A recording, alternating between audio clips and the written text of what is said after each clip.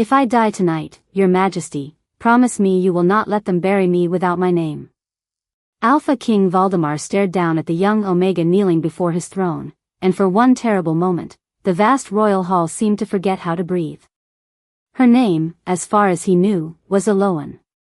Nothing more. No family worth recording. No noble blood. No title. She had arrived at the Northern Palace 3 winters earlier carrying a small travel bag, a faded sage green dress, and papers identifying her as an orphaned Omega from a border village destroyed during the Old Wars. She worked quietly among the palace healers, spoke gently to servants everyone else ignored, and somehow possessed the unsettling habit of meeting the king's eyes when even decorated warriors struggled to do so. Tonight, however, something was different in her face. Not fear exactly. Acceptance. That frightened him more. Stand, Valdemar ordered. Heroine obeyed. Around them, nobles watched beneath silver chandeliers while cold rain struck the high windows. At the foot of the throne stood Chancellor Morkant, holding the sealed accusation that had turned half the court against her before sunset. A royal relic had disappeared from the restricted archives. Witnesses claimed Heroine had been seen near the eastern corridor shortly before it vanished. Worse, the guards had found a strange silver pendant among her belongings, engraved with a crest no historian present could identify. Morkant called it evidence of conspiracy. Heroine called it the only thing her mother had left her. Valdemar had asked for the truth 3 times. 3 times she had refused to explain the pendant. Tell me who you are, he said now. Something passed through Heroine's expression, so brief he almost missed it. Pain. Would you believe me? The question struck somewhere beneath his armor. Valdemar's wolf had been restless from the moment she entered the hall, pacing inside him with a recognition he could neither understand nor silence. Mine was not the word the beast gave him. It was older than possession, stranger than desire. Home. Valdemar tightened his hand against the carved arm of his throne. Give me something to believe. Heroine looked toward the pendant resting on the evidence table. Moonlight touched its tarnished silver surface, and for an instant she remembered her mother's hands fastening it around the neck of a frightened little girl.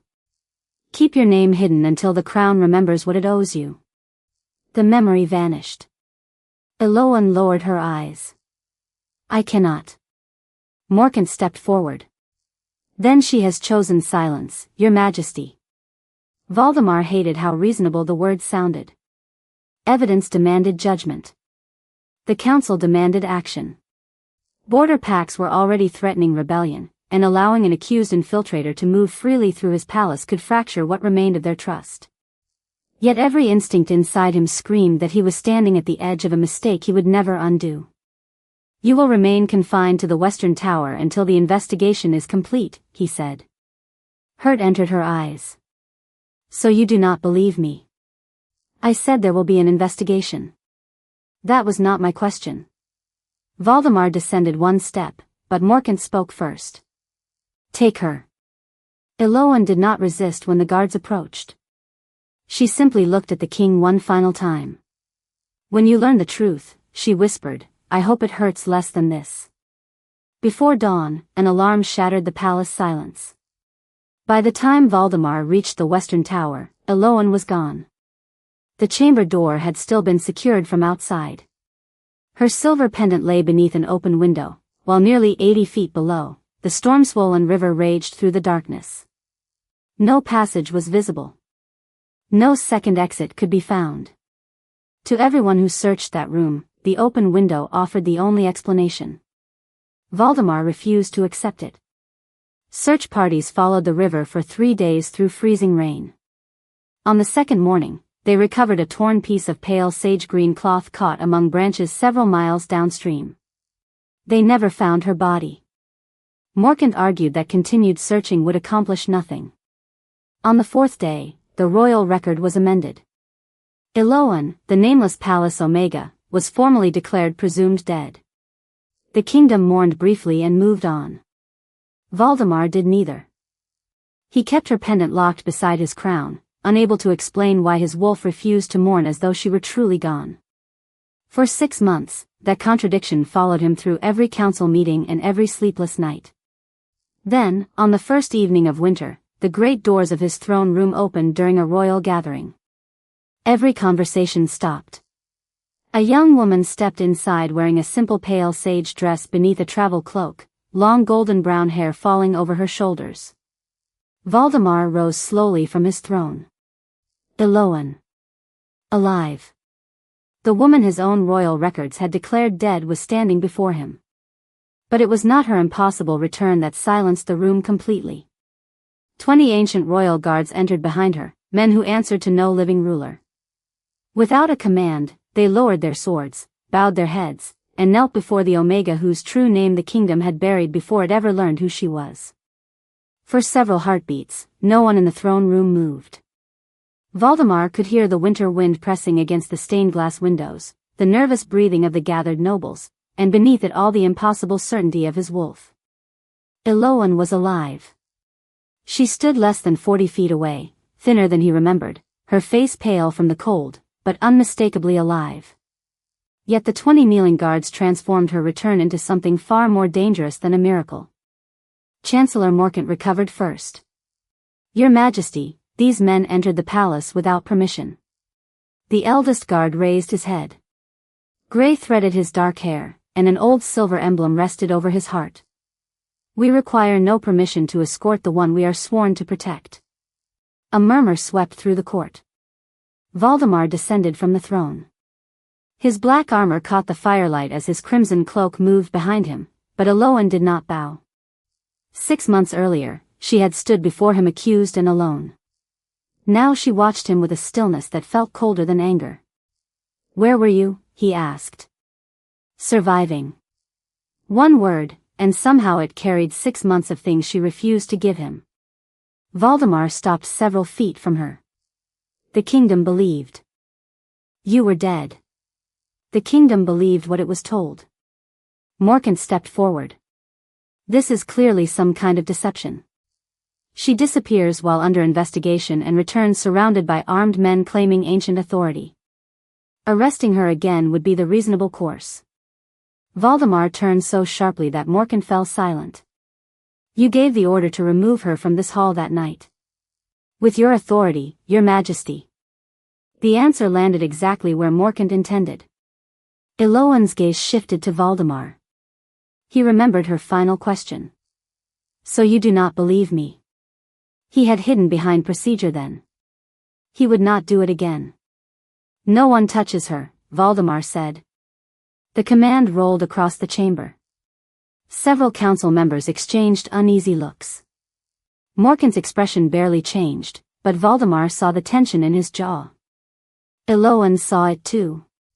You should listen to your chancellor, she said quietly. You trusted him before. I trusted evidence. Evidence he placed in front of you. The room went silent again. Morkant gave a humorless smile. Are you accusing the chancellor of the crown? No. Heroine looked directly at him. Not yet. Something changed in Morkant's eyes. It lasted only a second, but Heroine recognized it because she had seen that same expression 6 months earlier when the guards discovered her pendant. He was afraid of what she knew. That knowledge had kept her alive. Valdemar approached another step, and his wolf surged with such force that he stopped. Heroine felt it too. Her fingers tightened around the edge of her cloak. Your pendant, he said. I kept it. For the first time, her composure cracked. You have it? It was all that remained in your chamber. Valdemar reached beneath the collar of his armor and drew out a narrow chain. The tarnished silver pendant rested against his black gauntlet. A sound escaped one of the kneeling guards. Not surprise. Recognition. The eldest guard rose slowly. Where did you get that? It belonged to her. No, Your Majesty. The man's voice trembled. It belonged to her mother. Heroine closed her eyes. She had hoped for more time. 6 months of searching forgotten monasteries, ruined border estates, and records hidden after the old war had taught her enough to fear the truth, but not enough to understand all of it. Valdemar looked from the pendant to her. Who was your mother? Eloan opened her eyes. That is what I came back to discover. Morkant immediately said, convenient. The old guard ignored him. His attention remained fixed on the pendant. Turn it over, Your Majesty. Valdemar did. On the back was the strange crest the court historians had failed to identify, a wolf beneath a broken crown, surrounded by 7 stars. The guard lowered his head. That symbol was erased from every royal record after the War of Succession. Valdemar felt the room tighten around him. Whose crest was it? Before the guard could answer, Morkant interrupted. An extinct bloodline. Nothing more. Eloan looked at him. Then why are you afraid of it? Morkant went still. Valdemar saw it now. Not irritation. Not political concern. Fear. The old guard reached inside his cloak and removed a sealed document darkened by age. Because the bloodline was never extinct. He placed the document on the stone floor between Eloan and the king but did not open it. We were commanded to reveal this only when the lost daughter returned willingly to the royal court. Every eye turned toward Eloan. She looked almost as shaken as the nobles surrounding her. Valdemar understood then that whatever truth had brought her back, she did not possess all of it. Someone had hidden her identity not only from him, but from Eloan herself. And suddenly the question that had haunted him for 6 months became far more terrifying. He had thought his greatest mistake was failing to believe in innocent Omega. Now he wondered who had worked so carefully to make sure neither of them ever learned who she truly was. The sealed document remained on the stone floor between them until Valdemar finally bent and picked it up. The wax impressed into its edge carried the same broken crown and 7 stars engraved on Eloan's pendant. He could feel every noble watching him, but his attention stayed on the old guard. Your name? Commander Osric, Your Majesty. Last captain of the Ashen Crown Guard. Morkant gave a quiet scoff. A guard belonging to a dead dynasty. Osric did not look at him. A guard belonging to a promise. Valdemar examined the seal without breaking it. What promise? Osric's eyes moved to Eloan. To protect the child until she could choose whether she wanted the truth. Eloan went pale. What child? The question carried none of the certainty Valdemar expected from someone supposedly returning to claim a hidden inheritance. She looked genuinely frightened. Osric seemed to understand. His expression softened. You. Eloan took a small step backward. 6 months of searching had given her fragments. A monastery ledger naming a woman who matched her mother's description. A ruined estate where an elderly caretaker had recognized her pendant. A grave bearing no body beneath it. Each discovery had told her that the story of her childhood was false, but none had told her what should replace it. My mother told me we were villagers. She needed you to believe that, Osric said. Because children cannot reveal what they do not know. Valdemar looked sharply at him. Who was hunting her? Osric hesitated. That hesitation mattered. Valdemar had spent his life among diplomats. Men delayed answers when the truth carried consequences. Open the document, Osric said. Morkant stepped forward. Your Majesty, I strongly advise against allowing an unidentified soldier to dictate royal procedure. Valdemar turned toward him. You recognized the crest. I recognized a historical symbol. A moment ago, you called the bloodline extinct.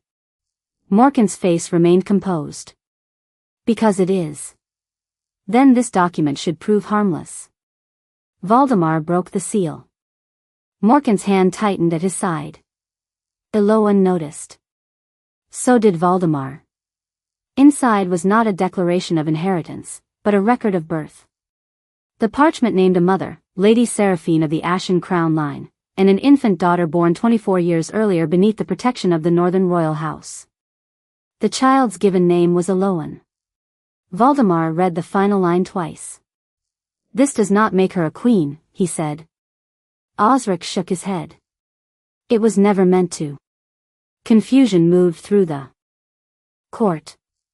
Eloan stared at him. Then what does it make me? A witness who was supposed to survive. The words changed the room. Valdemar lowered the parchment. Witness to what? Osric looked toward Morkant for the first time. To why her bloodline disappeared. Morkant's voice hardened. Be careful.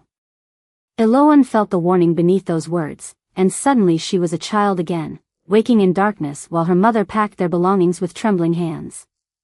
She remembered rain. Horses waiting beyond the cottage.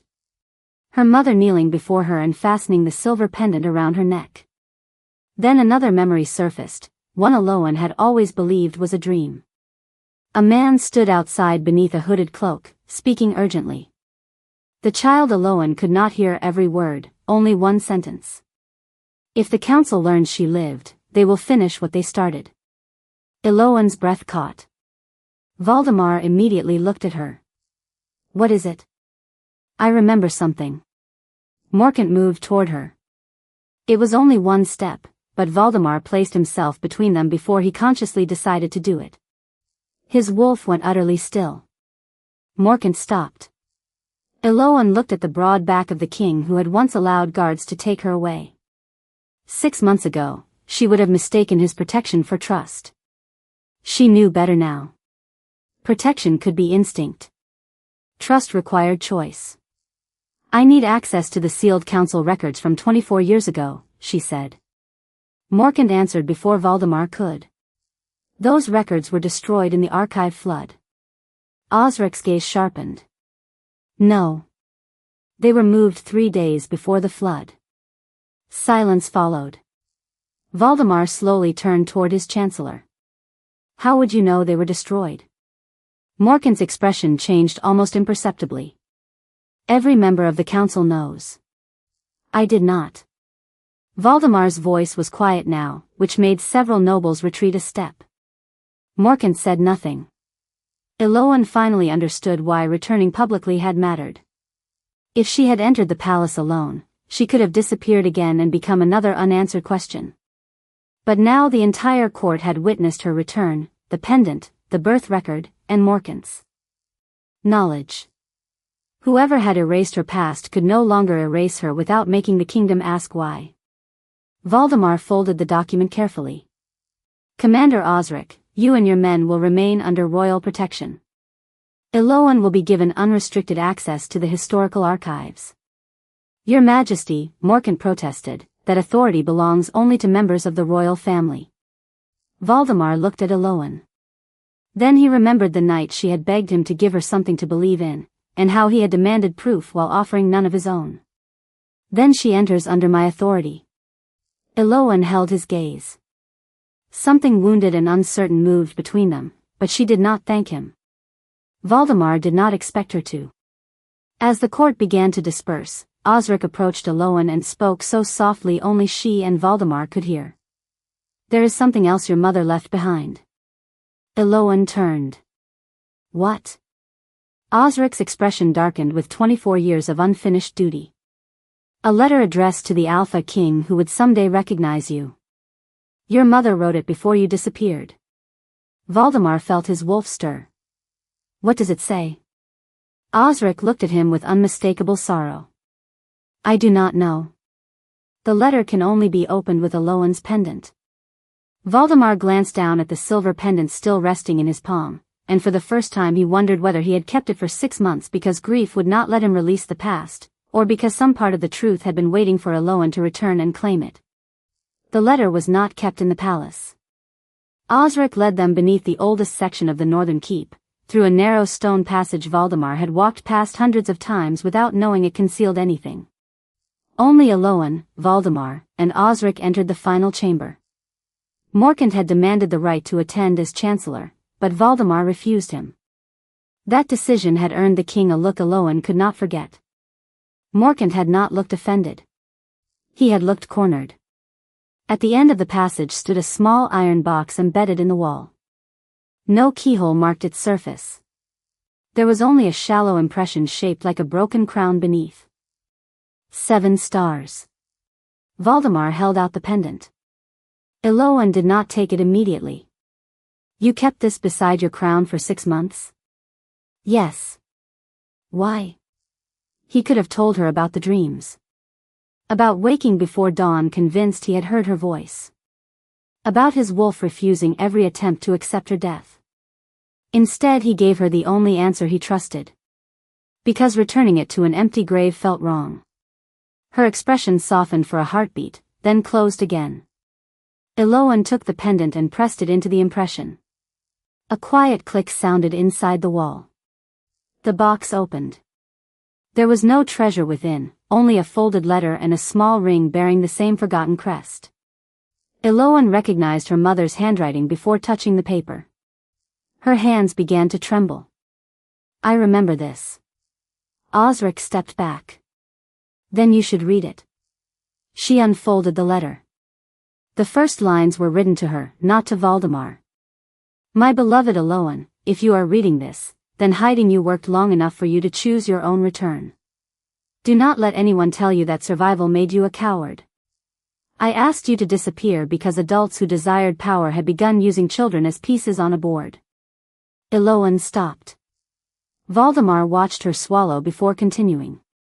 Her mother's words explained that the Ashen Crown line had once served as guardians of an ancient royal covenant between the Alpha King's bloodline and the border pacts. They were not rivals to the throne.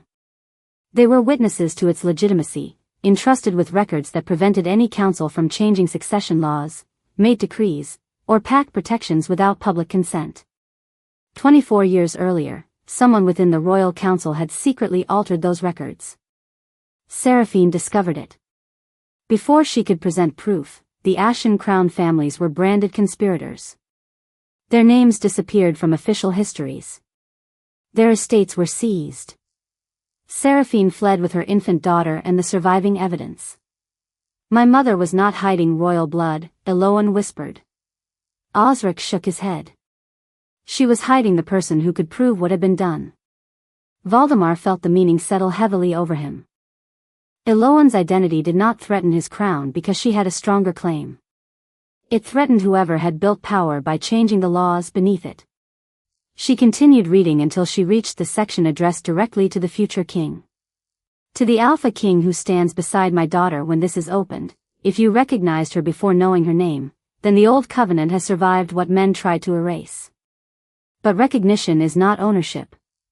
The bond was created to protect free choice, never replace it. If Heroine stands before you afraid, ask what your kingdom taught her to fear. Valdemar went completely still. His wolf gave a low, aching recognition inside him. Home. The word returned with devastating clarity. Heroine slowly raised her eyes. You knew something. Not this. But something. Valdemar could no longer hide behind uncertainty. From the first time you entered my court, my wolf recognized you. Her face changed.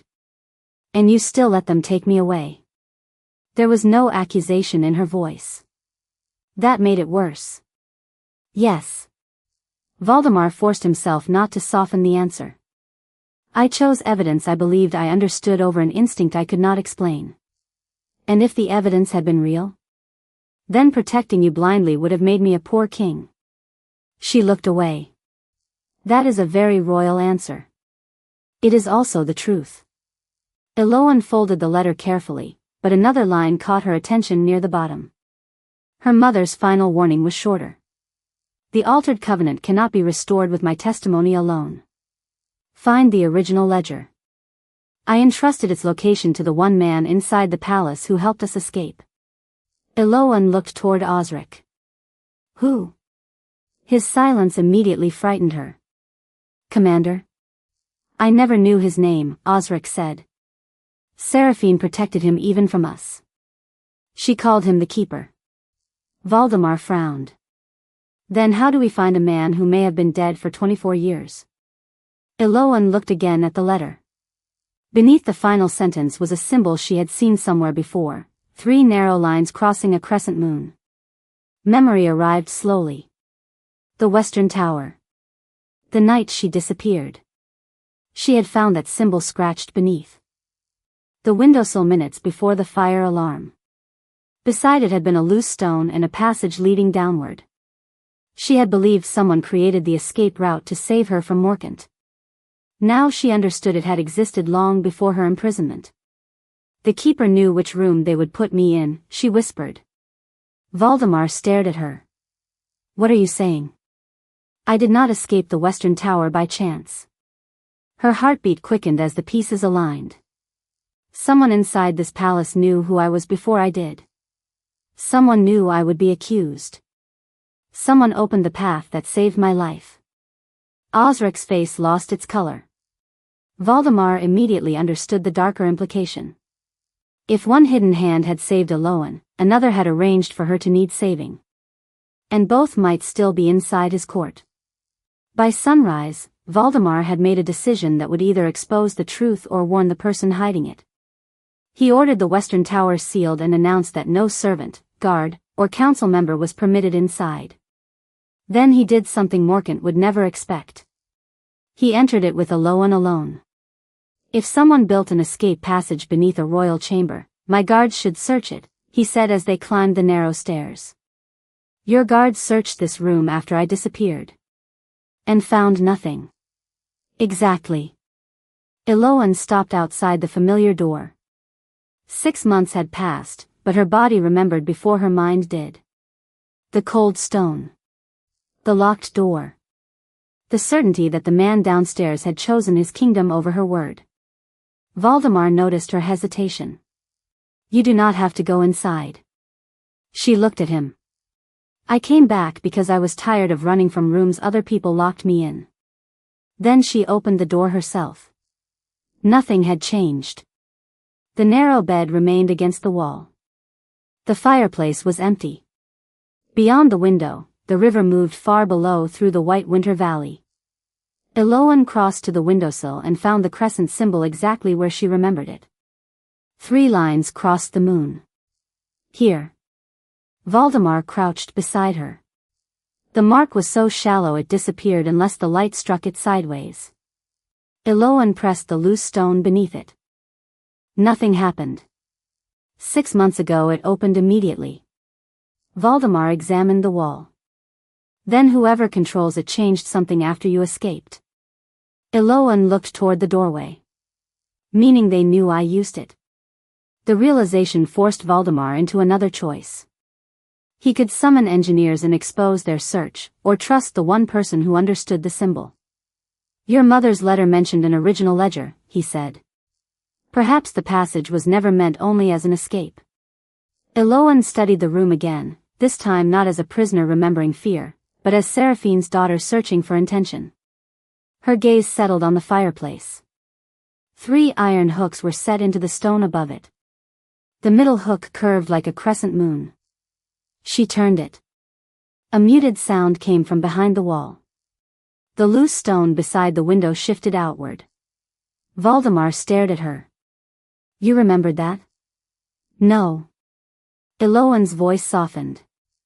My mother used to tell me that when a door refused to open, should look for what did not belong. Behind the stone was a narrow passage descending into darkness.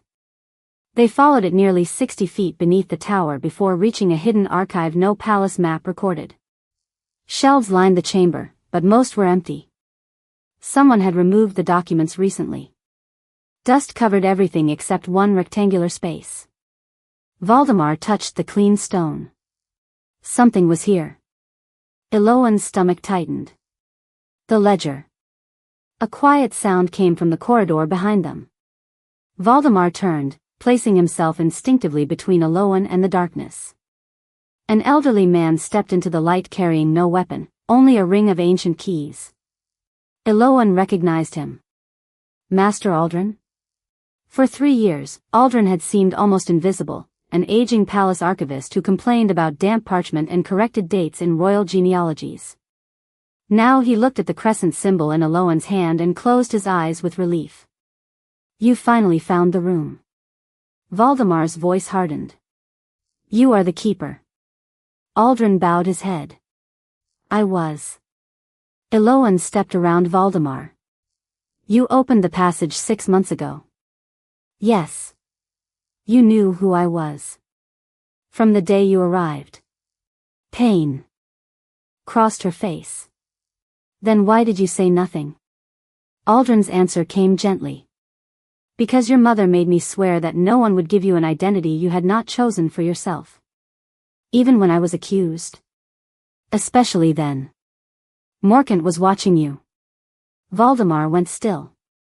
You knew Morkant was involved. Aldrin looked at him with exhausted disappointment. I knew he was searching for the ledger. I did not know how far he would go to find it until he planted the royal relic among Eloan's belongings. Eloan felt the floor disappear beneath the certainty she had carried for 6 months. The relic was planted? Yes. Can you prove it?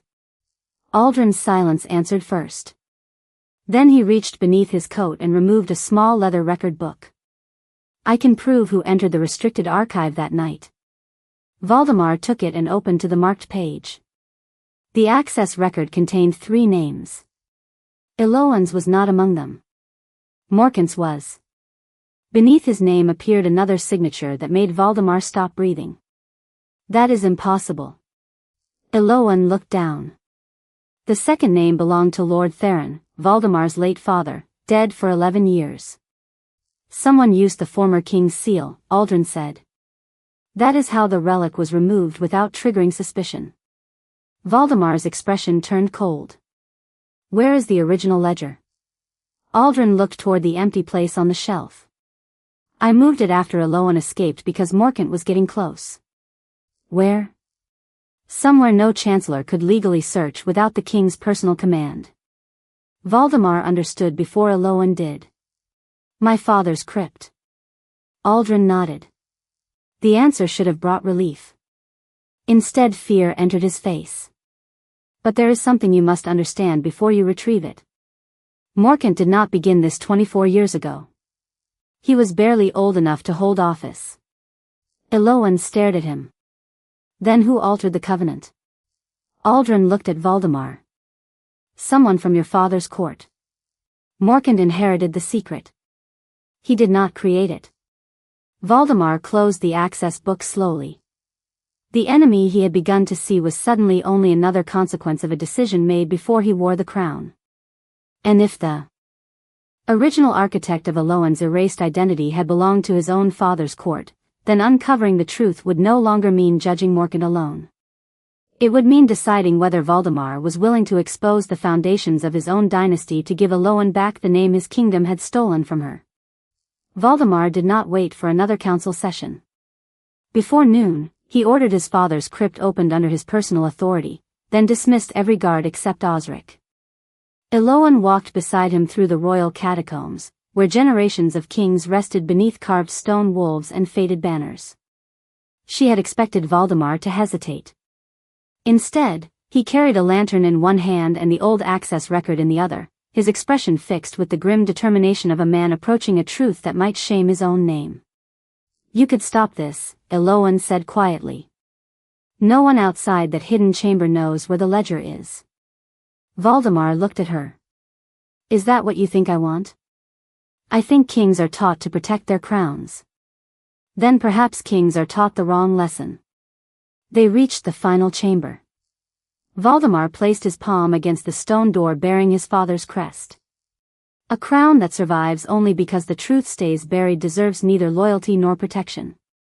Eloan studied him, unsettled by how much she wanted to believe those words. 6 months ago, belief had nearly destroyed her. She would not surrender it cheaply again. Inside the crypt, Aldrin's instructions led them to a narrow compartment beneath a memorial table. Valdemar removed a wooden case wrapped in oilcloth. The original covenant ledger rested inside, its leather cover marked with the broken crown and 7 stars. Eloan's breath caught. We found it. No, Valdemar said. You survived long enough to find it. They carried the ledger to a small reading chamber adjoining the crypt. The first pages appeared ordinary, recording agreements between the throne and the border pacts. Then Eloan noticed that several later entries differed from the laws she had known all her life. Under the original covenant, an omega could not be claimed, transferred between pacts, or stripped of family rights without consent. A mate bond could be recognized by the crown, but never enforced by it. Border families retained the right to challenge royal decrees through an independent witness line. The Ashen Crown family had been that line. Valdemar turned to the amended records Aldrin had secretly preserved beside the ledger. 24 years earlier, those protections had been quietly removed. Who authorized this? Eloan asked. Valdemar found the signature at the bottom of the amendment. His face changed. My father. Eloan stared at him. King Edric's royal seal stood unmistakably beneath the decree. For a long moment Valdemar said nothing. Then he compared the handwriting with an earlier page. The signature is his. Eloan felt disappointment settle over her. The truth seemed cruelly simple now. Valdemar's father had erased her mother's authority, and Morkant had protected the lie afterward. But Valdemar kept reading. Something is wrong. He pointed to the date. The amendment had supposedly been approved during the Winter Council 24 years earlier. Yet beside it, in the original ledger, Seraphine had written a notation in faded ink, royal approval withheld pending public hearing. Your father did not approve it then, Eloan whispered. Someone added his signature later. Valdemar turned several pages until he found another document folded into the binding. It was a private statement written in King Edric's hand. If this record is discovered after my death, let it be known that I failed Seraphine. I believed the council when they accused her family of conspiring against the throne. By the time I discovered the covenant had been altered, she and her daughter had vanished. I allowed fear of civil unrest to keep me silent. That silence became my shame. Eloan closed her eyes. The revelation did not absolve the former king. Somehow it made the tragedy more painful. He had eventually known, yet still chosen stability over truth. Valdemar read the final lines aloud. I ordered the original ledger hidden until my son was old enough to choose what kind of king he would become. Silence filled the chamber. Eloan understood then why the ledger had been placed in Edric's crypt. The former king had not repaired what he had allowed, but he had preserved the evidence for Valdemar. He left the choice to you, she said. Valdemar's jaw tightened. A choice he should have made himself. What will you do? He looked at her. What he did not. Before Eloan could answer, footsteps sounded outside. Osric entered, his expression troubled. Your Majesty, the council has assembled without your command. Valdemar stood.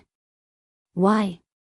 Chancellor Morkant told them Eloan has manipulated you into opening restricted royal records. He is demanding that the council declare her claim fraudulent before the border packs hear of it. Eloan's hope vanished. Their search had forced Morkant into a new decision, exactly as Aldrin feared. Valdemar closed the ledger. Then he knows we found something. There is more, Osric said. Morkant has produced witnesses claiming Commander Aldrin forged Eloan's birth record. Eloan turned toward the door. He is changing the accusation because the first one failed. Valdemar looked down at the ledger, then at his father's confession. He could hide both until he had gathered safer evidence. It would protect the monarchy from immediate scandal. It would also give Morkant time to destroy Eloan's credibility. The same choice his father had once faced had returned to the son. Valdemar picked up the original ledger and placed King Edric's confession inside his armor. Where are you going? Eloan asked. To the council. Morkant controls half those men. Then they should hear the truth before he teaches them another lie. Eloan searched his face. You understand what exposing that ledger could do to your father's legacy. Valdemar fastened his crimson cloak and met her eyes. Yes. And your own crown? Yes. He stepped toward the door, then stopped beside her. 6 months ago, I asked you to give me something to believe. I should have understood that trust cannot be demanded from the powerless while the powerful risk nothing. He offered her his hand, not as a command, but an invitation. This time, I will risk something first. Eloan looked at his hand. She did not take it. Not yet. But she walked beside him toward the council chamber, and for Valdemar, that was enough. Neither of them knew that Morkant had already placed one final document before the council, a document carrying Eloan's mother's signature and claiming that Seraphine herself had ordered her daughter's identity erased. The council chamber was already in uproar when Valdemar entered with Eloan at his side. Conversations died one by one as the nobles saw the ancient ledger beneath the king's arm. Morkant stood at the center table beside a single sheet of parchment. "Your Majesty," he said, "before you present whatever Commander Aldrin has given you, the council deserves to see this." Valdemar did not approach the document. "What is it?" "A declaration written by Lady Seraphine herself." Eloan's breath caught. Morkant lifted the parchment. "It states that she voluntarily dissolved the Ashen Crown line and ordered her daughter's identity erased." Whispers moved around the chamber. Eloan stepped forward. "Let me see it." Morkant handed the document to a council clerk instead. "It should remain in neutral custody." The clerk read the declaration aloud. The words sounded formal, deliberate, devastating. Seraphine claimed the Ashen Crown Guardians had become dangerous to the stability of the kingdom. She renounced their authority and requested that her daughter be raised without knowledge of her ancestry. At the bottom rested Seraphine's signature. Eloan recognized it immediately. Her confidence faltered. "That is her handwriting." Morkant turned toward the council. "Then perhaps we finally understand why this young woman was hidden. Her own mother wanted the bloodline forgotten." Valdemar watched Eloan rather than Morkant. 6 months ago, uncertainty had made him retreat behind procedure. Now he saw what uncertainty did to someone standing alone beneath the judgment of powerful people. He placed the original ledger on the council table. "We understand nothing until every piece of evidence is examined." Morkant's gaze hardened. "You would challenge the testimony of her own mother?" "I would challenge anything presented conveniently after 24 years of silence." Eloan looked again at the parchment. Something bothered her. Not the handwriting. The words. Her mother had hidden her to preserve choice. The letter beneath the palace had said so plainly. Why would Seraphine then sign away the very system designed to protect choice? "May I read it myself?" Eloan asked. Valdemar nodded to the clerk. This time Morkant could not interfere. Eloan took the parchment. Her eyes moved slowly across each line until they stopped near the signature. Then she read it again. A memory surfaced. Her mother sitting beside a small kitchen table, teaching a little girl how to recognize official documents. Never trust the name first. Look at how the promise is witnessed. Eloan turned the page over. Nothing. She held it toward the light. There is no witness mark. Several council members exchanged glances. Morkant remained still. A minor formality. "No," Osric said from the doorway. He had entered behind them. "Not for an Ashen Crown declaration." Eloan looked at him. Osric approached the table. Their authority existed specifically to witness changes to royal law. Every surrender of that authority required 3 independent seals. Without them, the declaration had no legal force. Morkant answered quickly. Perhaps Seraphine had no witnesses because she was already fleeing. Eloan's expression changed. Then why write it at all? Silence followed. She placed the document beside her mother's hidden letter. She could disappear without this. The only person who benefits from a document like this is someone who needs the disappearance to look voluntary. Valdemar opened the original ledger. And someone did.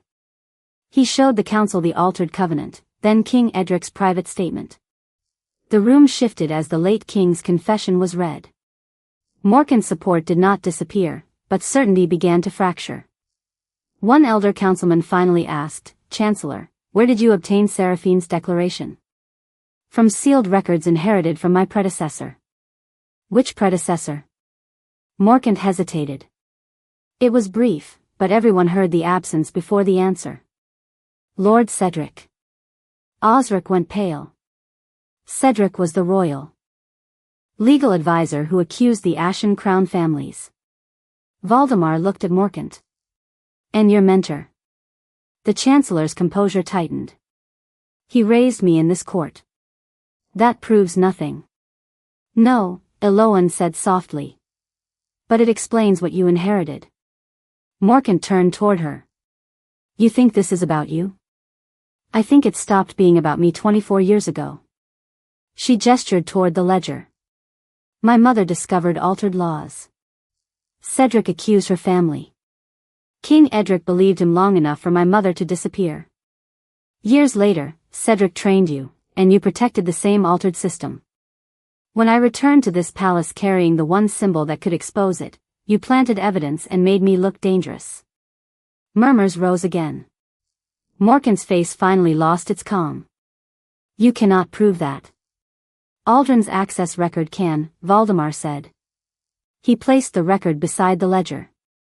Morkant looked around the chamber and realized the consequence of his own choices. Each attempt to bury Eloan had created another question. Each accusation had forced another search. Each search had uncovered something older. Yet Eloan did not feel triumphant. She felt tired. Why? She asked him. You were not responsible for what Cedric did. Why keep protecting his lie? For the first time, Morkant looked less like a powerful chancellor and more like a man carrying someone else's fear. Because if the original covenant returns, every decree built upon the amended version can be challenged. Pack borders. Inheritance rulings. Bond registrations. Noble estates. 24 years of law could be reopened. So you let innocent people live under a lie because correcting it would be difficult, Valdemar said. Morkant met his eyes. I kept your kingdom from tearing itself apart. The words struck Valdemar because they sounded painfully close to his father's confession. Stability over truth. Silence over consequence. The same decision passing from one generation to another. Valdemar looked at Eloan, then at the council. No more. He removed his royal seal and placed it beside the original ledger. Until the covenant is publicly reviewed, every law derived from its altered version is suspended from new enforcement. No Omega, mate, family, or border pack will lose rights under a document we now know may have been corrupted. The chamber erupted, but Valdemar did not withdraw the order. Eloan stared at him. This was no private promise made in a hidden room. He had placed his authority behind the truth where everyone could witness the cost. Then Aldrin appeared at the chamber entrance, breathless from climbing the stairs. In his hands was a small wooden cylinder sealed with wax. Eloan, he said, there was one item hidden inside the false declaration storage case. Morkant's face changed. Aldrin held it toward her. A message from Seraphine. Not written. Eloan recognized the cylinder from childhood. Her mother had used one like it to preserve memory through scent and voice magic. What does it contain? Aldrin looked toward Morkant, then Valdemar. Seraphine recorded it the night she fled. Eloan's fingers trembled as she accepted it. Then she knew who betrayed her. Aldrin nodded. And if the seal is intact, her own voice is about to tell us. Eloan held the wooden cylinder as if it contained something alive. The wax seal bore the broken crown and 7 stars, untouched for 24 years. Around her, the council chamber had fallen silent. Even Morkant said nothing. Valdemar stood beside Eloan but did not reach for the cylinder. Whatever waited inside belonged to her first. She pressed her pendant against the seal. A faint silver light passed through the wood, and then a woman's voice filled the chamber. My name is Seraphine of the Ashen Crown, and if my daughter hears this, then she survived what I could not repair. Eloan closed her eyes. She remembered that voice singing beside winter fires, correcting her letters, telling her that courage was sometimes nothing more than choosing truth when silence felt safer. Eloan, forgive me for giving you a false childhood. I wanted you to have years in which your name belonged only to you. Her voice trembled, then steadied. Lord Cedric altered the covenant. He believed the old protections weakened royal authority and prevented the council from controlling the border. Pax. When I discovered the changes, I brought them to King Edric. He promised a public hearing. Cedric acted before that hearing could happen. Valdemar lowered his head. Seraphine continued. Cedric forged my declaration of surrender and persuaded the king that my family intended to challenge the throne. Edric believed him. Not forever, but long enough. The sorrow in those final words carried more weight than anger. When the king discovered the deception, he offered to restore our name quietly. I refused. Truth restored in secret remains vulnerable to the next powerful man who finds silence convenient. Several council members looked down. Then Seraphine said something that made Eloan open her eyes. Cedric was not protecting the crown. He was protecting a system that made consent inconvenient. Her recorded voice explained what the altered covenant had accomplished. Without the Ashen Crown witnesses, council officials could approve transfers of omegas between packs, recognize disputed mate claims, redraw border rights, and redirect inheritances with almost no independent challenge. The changes had enriched noble families and strengthened the council while appearing to strengthen the king. Valdemar looked around the chamber with dawning disgust.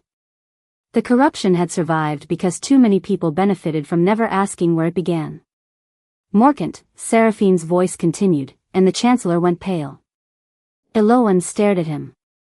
If Cedric raises the boy as he intends, Morkant may inherit a burden he did not create. If you hear this someday, understand that loyalty to the man who raised you does not require loyalty to his wrongdoing. Morkant's composure broke. Not dramatically. His shoulders simply lowered, as if a weight he had carried for most of his life had finally become visible. He told me she was dangerous, he said. No one interrupted him. Cedric told me the Ashen Crown wanted to divide the kingdom. When he died, he left me the amended records and told me preserving them was my duty. Eloan's voice was quiet. And when you recognized my pendant?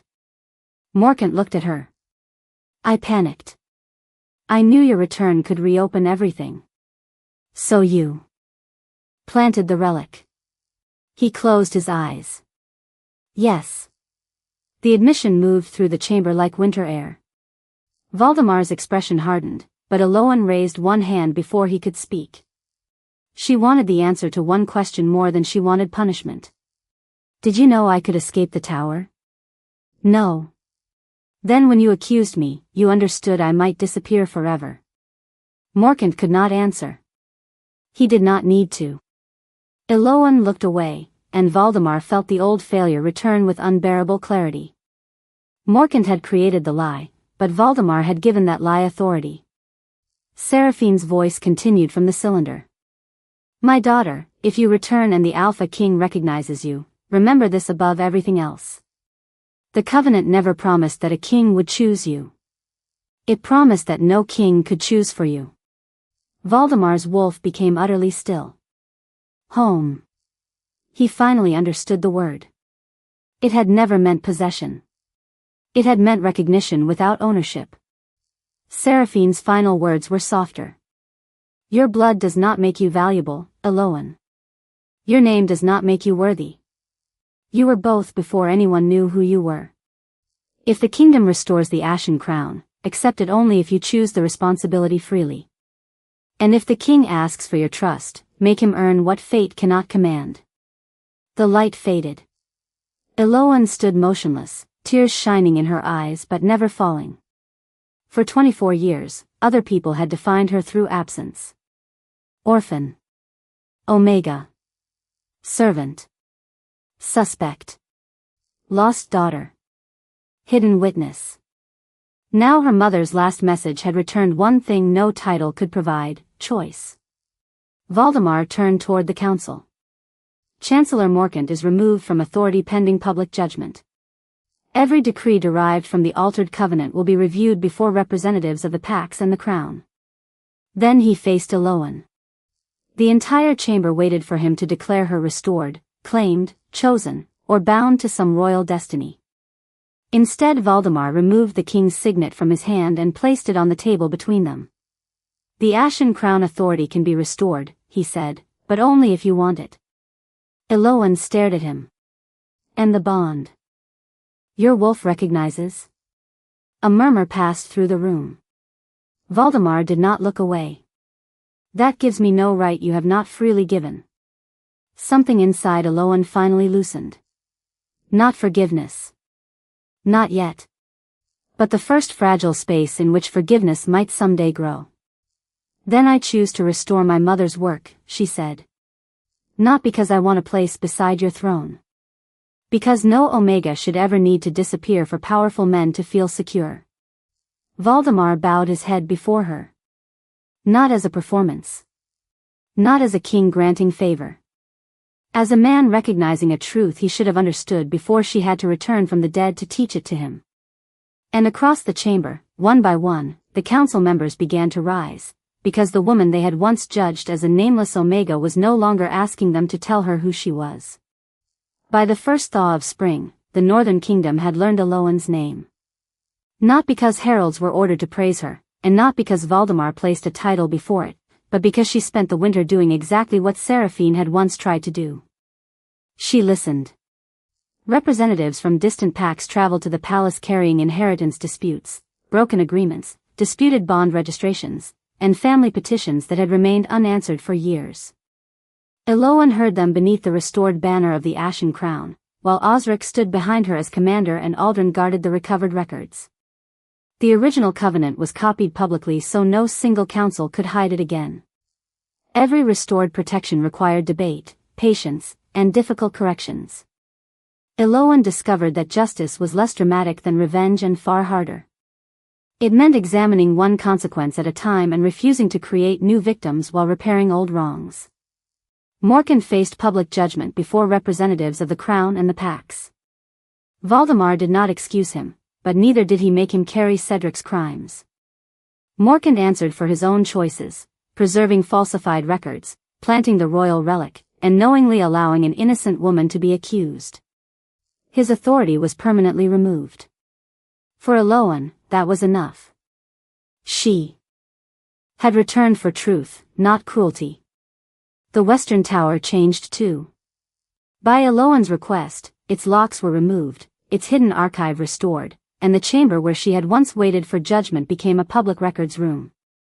Above the old windowsill, she left the crescent symbol untouched.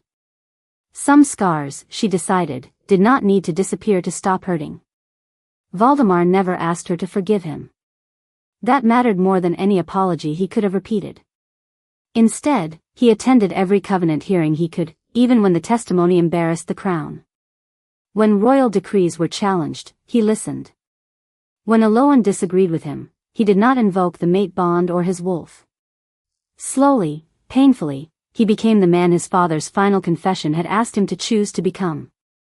One evening, nearly a year after Eloan had walked back into the throne room, she found Valdemar standing alone on the western terrace.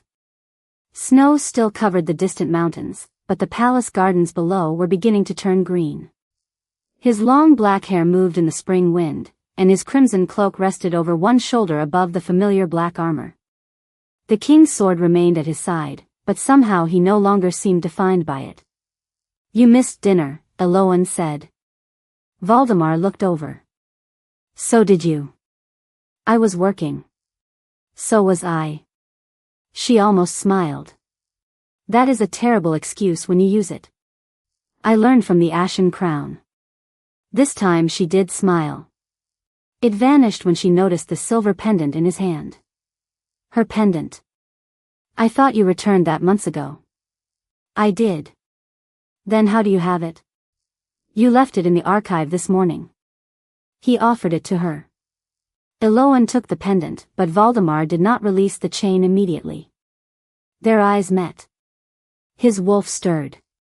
She could feel the answering warmth of the bond now that she finally understood what it was supposed to mean. Recognition. Never ownership. There is something I should have said before, Valdemar told her. I knew your face before I knew your truth. I knew your absence before I understood your importance. But I did not know you. Eloan remained silent. I want to, he continued. Not because of your mother. Not because of the covenant. Not because my wolf recognized you. And not because a king is expected to choose a Luna. His fingers released the chain. I want whatever you freely choose to give me, even if that is nothing. A year earlier, those words might have frightened her because she would have heard a promise she desperately wanted to believe. Now she heard something better. A choice that left room for her own.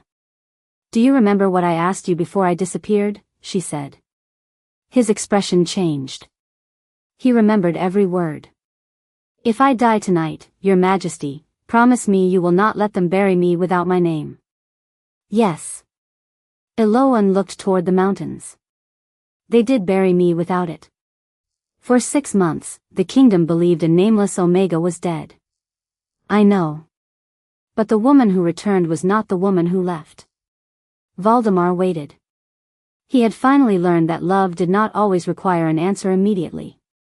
Eloan fastened the pendant around her neck. She knows her name now. Then she reached for his hand. Valdemar looked down as her fingers settled into his, and the powerful Alpha King who had faced armies, rebellions, and a kingdom's judgment did not close his hand until she closed hers first. Eloan, he said softly. Not Omega. Not lost heir. Not witness. Not Luna. Just Eloan. She stepped closer, resting her head briefly against his shoulder as the evening light spread across the valley. Months later, when the kingdom gathered to recognize her formally as guardian of the Ashen Crown, Valdemar stood beside her, not before her. And when Eloan eventually chose to accept the bond between them, it happened without decree, ceremony, or command. The kingdoms celebrated afterward, but the choice belonged only to them. Years later, people would tell the story as if Eloan had returned from death to become the woman an Alpha King finally recognized. They were wrong about one thing. Valdemar's recognition had never created her worth. Her return had simply forced a kingdom to see the worth that had been there all along.